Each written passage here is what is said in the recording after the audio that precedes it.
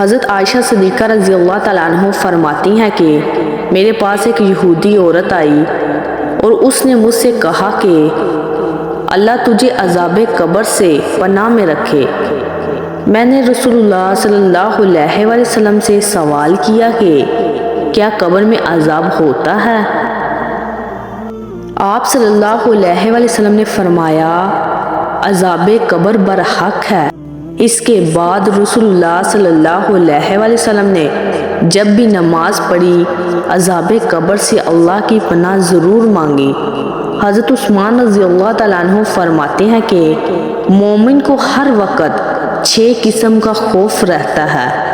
پہلا، اللہ کی طرف سے کہ کہیں وہ اس کے ایمان کو سلب نہ کر لے کسی جرم کی وجہ سے۔ دوسرا یہ کہ فرشتوں کی طرف سے کہ کہیں وہ اس کے نامہ اعمال میں ایسی بات نہ لکھ دیں جس سے روز قیامت رسوائی ہو۔ تیسرا یہ کہ شیطان کی طرف سے کہ وہ اس کے اعمال کو ضائع نہ کر دیں۔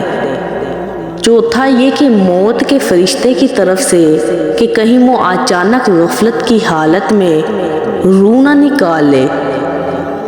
پانچواں یہ کہ دنیا کمینی کی طرف سے کہ کہیں وہ اس کو دھوکہ دے کر اس کو آخرت سے غافل کر کے اپنے میں مشغول نہ کر لے۔ چھٹا یہ کہ بیوی بچوں کی طرف سے کہ کہیں وہ اس کو صرف اپنی خدمت میں مشغول نہ کر لے، اس طرح پر کہ وہ یاد خدا سے غافل ہو جائے۔